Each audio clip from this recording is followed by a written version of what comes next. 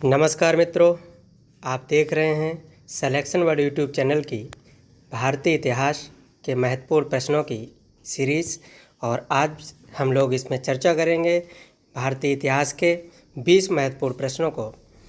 ये प्रश्न परीक्षा की दृष्टि से बड़े महत्वपूर्ण हैं और बिल्कुल अच्छी तरह से आज भी पिछले वीडियो की तरह इनको तैयार किया गया है। आइए देखते हैं आज के प्रश्नों की सीरीज़ क्या कहती है।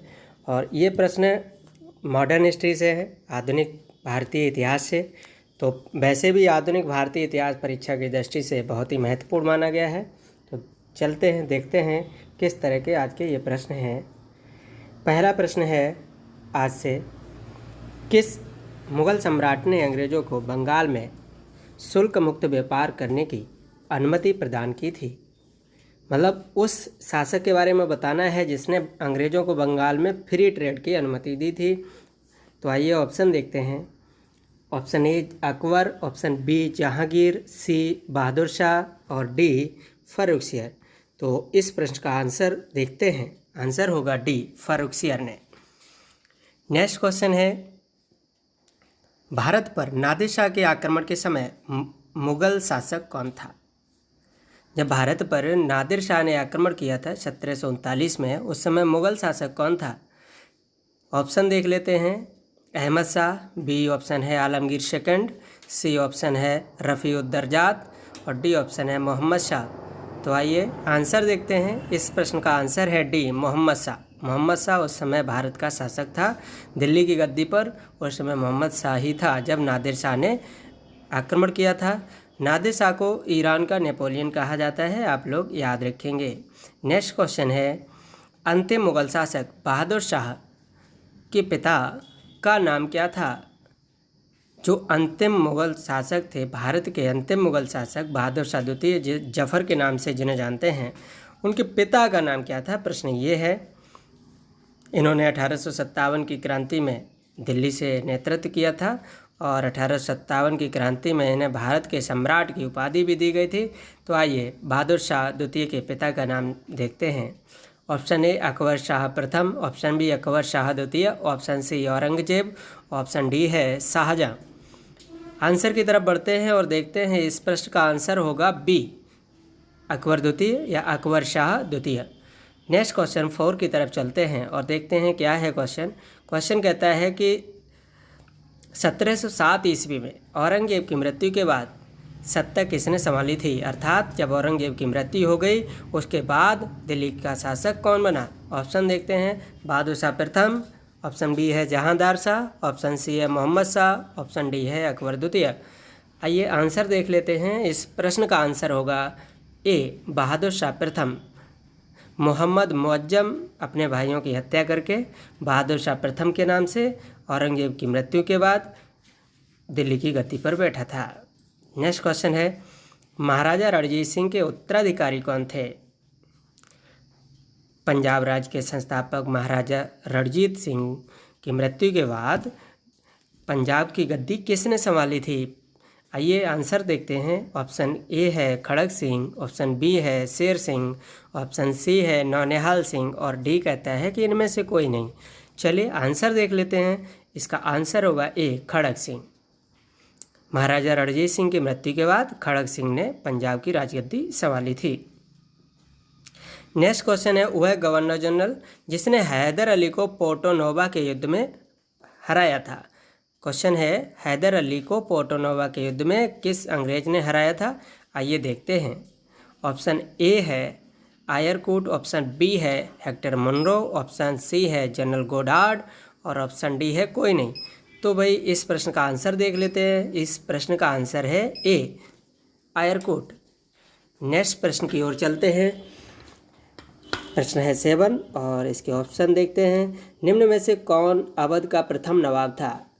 अवध का प्रथम नवाब कौन था? या इस प्रश्न को दूसरी तरह से भी पूछा जा सकता है कि अवध की स्थापना किसने की थी? अवध का संस्थापक कौन था? तो इन सभी प्रश्नों को मिलाकर हम लोग ऑप्शन को देखते हैं। ऑप्शन ए है सफदरजंग, ऑप्शन बी है शुजाउद्दौला, ऑप्शन सी है सादत खां, ऑप्शन डी है कोई नहीं। तो अवध के नवाब, अवध का प्रथम नवाब या अवध का संस्थापक, ऑप्शन सी आंसर है इसका ऑप्शन सी सादत खां। नेक्स्ट क्वेश्चन है रणजीत सिंह के राज्य में सम्मिलित था। प्रश्न ये कहता है कि निम्न में जो 4 ऑप्शन दिए गए हैं उनमें से कौन सा एक स्थल या एक शहर रणजीत सिंह के राज्य में सम्मिलित था।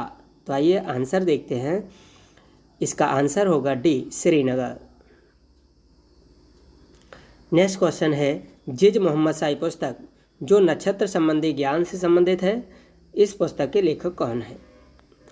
जिज मोहम्मद शाही, इसमें नक्षत्र संबंधी ज्ञान के बारे में बात की गई है।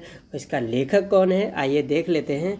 ऑप्शन ए है राजा भारमल, ऑप्शन बी है राजा सवाई जय सिंह, ऑप्शन सी है अमर सिंह। 3 ऑप्शन है ए बी सी।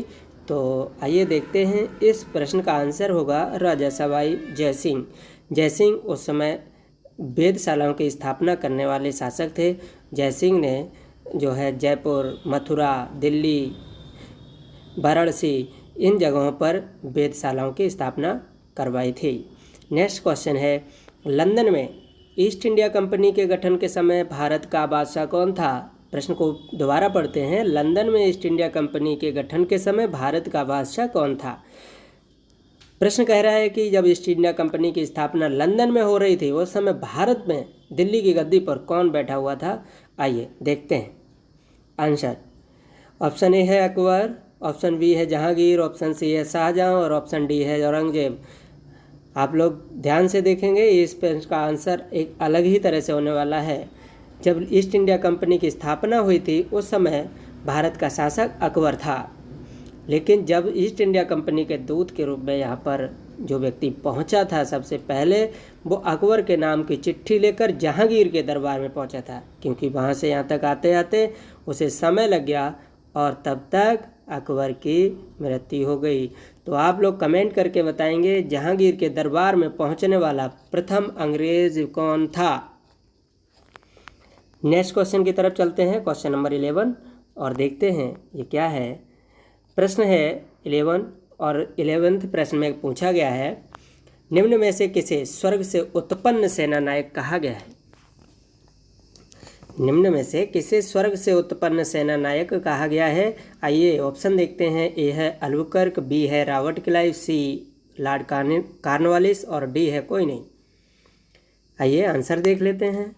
इस प्रश्न का आंसर होगा B Robert Clive. Robert Clive को स्वर्ग से उत्पन्न सेना नायक या सेनापति कहा गया है, क्योंकि ये भारत में एक क्लर्क के रूप में आया था और बाद में इतनी महान उपलब्धि लेकर वापस गया, इसलिए इसे स्वर्ग से उत्पन्न सेना नायक कहा जाता है। कोई नहीं जानता था कि रॉबर्ट क्लाइव में एक सैनिक नेतृत्व के इतने अच्छे गुण छिपे हैं, जबकि उसने एक मामूली क्लर्क के पद से और गवर्नर जनरल के पद तक की यात्रा की। आइए देखते हैं नेक्स्ट क्वेश्चन। अंग्रेजों ने सूरत में अपनी फैक्ट्री किसकी अनुमति से स्थापित की थी। प्रश्न बहुत इंपॉर्टेंट है, कई बार पूछा भी गया है। आइए आंसर को देख लेते हैं कि अंग्रेजों ने सूरत में अपनी फैक्ट्री किसकी अनुमति से स्थापित की थी। तो इस प्रश्न का आंसर है बी जहांगीर। नेक्स्ट क्वेश्चन है भारत में फ्रांसीसियों ने अपना पहला कारखाना कहाँ स्थापित किया था। फ्रांसीसियों का पूछा जा रहा है, तो फ्रांसीसियों ने अपना पहला कारखाना कहाँ स्थापित किया था। तो इसका भी आंसर होगा ए।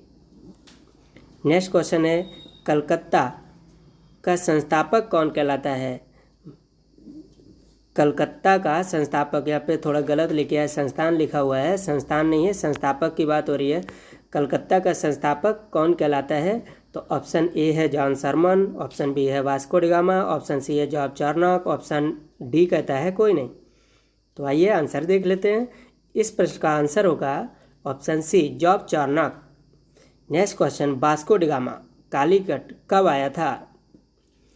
ऑप्शन है 1350 ईस्वी, 1498 ईस्वी, 1500 ईस्वी और 1612 ईस्वी। आंसर देखते हैं। वास्को डी गामा कालीकट पहुंचा था 1498 ईस्वी में। इस प्रकार ऑप्शन बी सही होगा। नेक्स्ट, भारत में पुर्तगाली शक्ति का वास्तविक संस्थापक कौन था। ऑप्शन देख लेते हैं। Option A Vasco da Gama, option B Albuquerque, option C Almeida और ऑप्शन डी है कोई नहीं। आइए आंसर को देखते हैं। इस प्रश्न का आंसर होगा बी अल्बुकर्क। अल्बुकर्क को भारत में पुर्तगाली शक्ति का वास्तविक संस्थापक माना जाता है? नेक्स्ट क्वेश्चन है 17 और इस प्रश्न को देखते हैं। भारत में सर्वप्रथम समुद्री व्यापार केंद्र किसने स्थापित किए? ऑप्शन है ए अंग्रेज, बी फ्रांसीसी, सी पुर्तगाली और डी डच। आइए आंसर देखते हैं। बहुत ही महत्वपूर्ण प्रश्न है, देखने में सिंपल लग रहा है जबकि महत्वपूर्ण प्रश्न है। सर्वप्रथम समुद्री व्यापार केंद्र के बारे में बात की जा रही है। अरे भाई, ये लोग आए तो समुद्र से ही थे, तो वो समुद्री व्यापार केंद्र की बात हो गई। तो सबसे पहले आने वाले कौन थे? पुर्तगाली। तो आंसर क्या हो जाएगा? 17 का सी पुर्तगाली। नेक्स्ट क्वेश्चन है, पुर्तगाली उपनिवेश का प्रथम वायसराय कौन कहलाता है? प्रथम वायसराय कौन था? आइए आंसर देखते हैं। ए है बार्थोलोमेउ डियाज, बी है अल्बुकर्क, सी है अल्मीडा और डी ऑप्शन में है वास्को डी गामा। पूछा जा रहा है पुर्तगाली उपनिवेश का प्रथम वायसराय बनकर कौन आया था? तो इस प्रश्न का आंसर होगा सी अल्मीडा प्रथम वायसराय बनकर भारत आया था। नेक्स्ट क्वेश्चन है, भारतीय व्यापार में ईस्ट इंडिया कंपनी का एकाधिकार कब समाप्त हो गया था? ऑप्शन है 1793 ईस्वी, बी है 1803 ईस्वी, सी है 1813 ईस्वी और डी है 1833 ईस्वी। भाई, इस प्रश्न का आंसर है सी 1813। 1813 के चार्टर एक्ट के माध्यम से ईस्ट इंडिया कंपनी को भारत में व्यापार करने का जो एकाधिकार था वो समाप्त कर दिया गया था। अब कोई भी व्यक्ति ब्रिटेन का भारत आकर व्यापार कर सकता था, लेकिन चाय के साथ और चीन के साथ व्यापार करने का एकाधिकार बना रहा था। नेक्स्ट क्वेश्चन है, 1765 ईस्वी में ईस्ट इंडिया कंपनी को बंगाल की दीवानी किसने प्रदान की थी? बहुत ही महत्वपूर्ण क्वेश्चन है। बंगाल की दीवानी किसने प्रदान की थी? ईयर दी गई है आपके पास और वो ईयर है 1765। आप लोग याद कर लेंगे 1765 के आसपास क्या महत्वपूर्ण घटना हुई थी। और उसके बाद ऑप्शन देख लेते हैं तब तक। ऑप्शन ए है बंगाल के नवाब ने, ऑप्शन बी है इंग्लैंड के शासक ने और ऑप्शन सी है मुगल सम्राट ने। चलिए आंसर देख लेते हैं और इस प्रश्न का आंसर है सी मुगल सम्राट ने। बंधुओं, आप लोगों की आज की नैतिक जिम्मेदारी और अंतिम प्रश्न जिसका आपको आंसर करना होगा और मुझे तभी पता चलेगा कि आपने पूरा वीडियो देखा है। जो इस प्रश्न का आंसर करेगा उसी को मैं जानूंगा कि आज उसने पूरा वीडियो देखा है। और प्रश्न ये है कि जो ऑप्शन सी में लिखा गया मुगल सम्राट कि 1765 ईस्वी में ईस्ट इंडिया कंपनी को बंगाल की दीवानी किसने प्रदान की थी, तो वहाँ पर मैंने लिखा हुआ है केवल मुगल सम्राट। आपको उस मुगल सम्राट का नाम बताना है। कमेंट करके सभी लोग बताएंगे कि वो मुगल सम्राट कौन था जिसने ईस्ट इंडिया कंपनी को बंगाल की दीवानी प्रदान की थी।